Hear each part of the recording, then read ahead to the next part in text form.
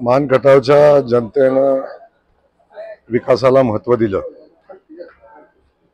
आणि गेल्या अनेक वर्षापासून जे जातीवादी विष या तालुक्यामध्ये पेरण्याचा प्रयत्न केला, समाजामध्ये, गावागावामध्ये, शेवटी तर तालुक्यामध्ये द्वेष पसरवायचा प्रयत्न केला आणि कुठलंही विकास काम नसताना, कुठलाही अजेंडा नसताना फक्त जयकुमार गोरेच्या द्वेषानं पछाडलेले, त्यांना स्वतःच्या मातीबद्दल प्रेम नाही, या मातीमध्ये आलेल्या पाण्याबद्दल प्रेम नाही, अशा प्रवृत्तीची लोक विधानसभेच्या निवडणुकीमध्ये एकत्र येऊन गेल्या 4 निवडणुका माझा पराभव करण्याचा प्रयत्न करत आहेत. खटावमानच्या जनतेनं त्यांना चोख उत्तर दिलेलं आहे. मला वाटतं आता तरी शहाणे होतील. पण मी सगळ्यात पहिला खटावमानच्या जनतेला, माझ्या सगळ्या सहकार्यांना मनापासून धन्यवाद देईन, माझ्या कुटुंबियांना मनापासून धन्यवाद देईन. त्यासोबत डॉक्टर येळगावकर साहेब असतील, खास करून शेखरभाऊ गोरे असतील, संदीप दादा असतील, आमचे सगळे सहकारी असतील, या सगळ्यांनी या विजयाला हातभार लावलेला आहे. सगळ्यांनी मनापासूनची मेहनत कष्ट घेतलेला आहे आणि त्याचाच परिणाम आपण बघतो की भारतीय जनता पक्षानं या 2.5 वर्षामध्ये केलेलं काम, खास करून आजच्या सगळ्या विजयाचं श्रेय मी जसं माझ्या जनतेला देईन, मान खटावच्या जनतेला देईन, माझ्या लाडक्या बहिणीला देईन. त्याच्यासोबत या मतदारसंघामध्ये ज्या माणसानं पाण्याचा प्रश्न सोडवण्यासाठी कायदे बदलले, पाण्याचा प्रश्न सोडवण्यासाठी ज्यांनी खूप मोठी रिस्क घेतली आणि कृष्णाखोरे लवादाच्या पाणी जो वाटप झालेलं त्याचं फेरवाटप केलं आणि या भागाला दुष्काळ हटवण्यासाठी ज्यांनी मदत केली, त्या आदरणीय देवेंद्र फडणवीस साहेबांना या विजयाचं मी श्रेय देईन.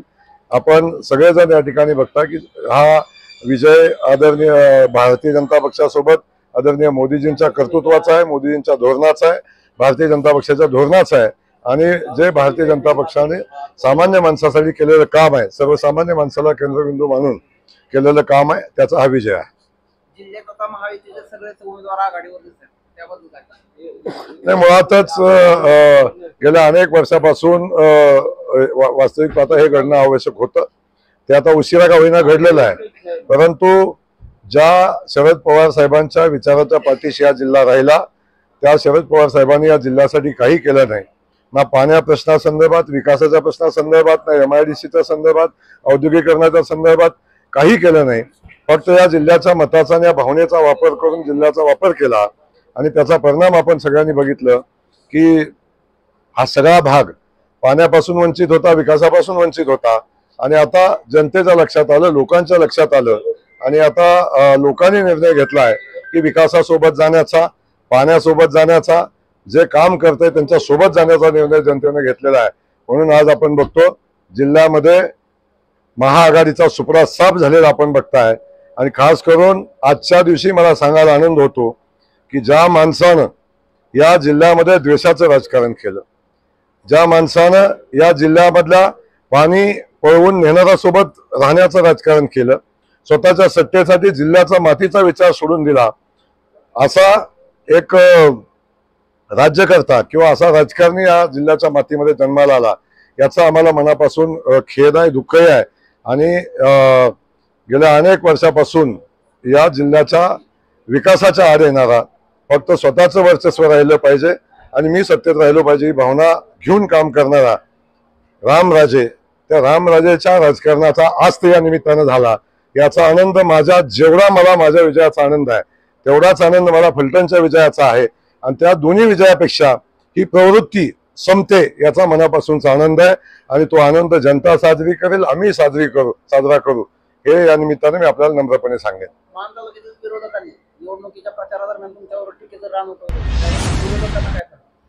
नाही, त्यांच्या टीका जनतेनं त्यांच्या घशात घातलेल्या आहेत. जनतेनं त्याचं चोख उत्तर दिलेलं आहे. मी उत्तर तर दिलंच आहे, पण जनतेनं त्यांना चोख उत्तर दिलं.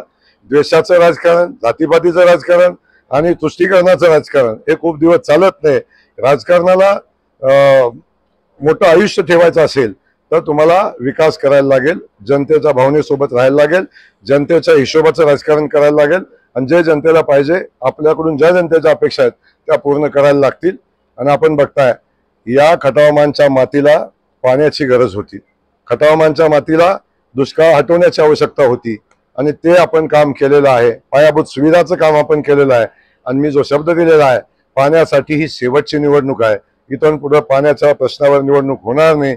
आता आमची लढाई ही औद्योगिक क्रांतीची आहे, आमची लढाई ही भविष्यातल्या शैक्षणिक क्रांतीची आहे आणि त्यामुळं ही लढाई आम्ही वेगानं पुढे घेऊन जाऊ. आणि सुदैवानं आज महाराष्ट्राच्या जनतेनं कौल दिलेला आहे. भारतीय जनता पक्ष हा सगळ्यात मोठा पक्ष आहे आणि सांगायला आनंद होतो की भारतीय जनता पक्षाचा मुख्यमंत्री होण्यामध्ये आता कुठली अडचण राहिली नाही. त्यामुळं आता विकासाच्या प्रश्नासंदर्भात, मान खटावच्या पाणी प्रश्नासंदर्भात कुठली अडचण आता राहिली नाही. 100% हे सगळे प्रश्न मार्गी लागतील आणि जो शब्द मी माझ्या जनतेला दिलेला आहे त्या शब्दाच्या पूर्तीसाठी प्राणपणाची लढाई भविष्यात पण करेल.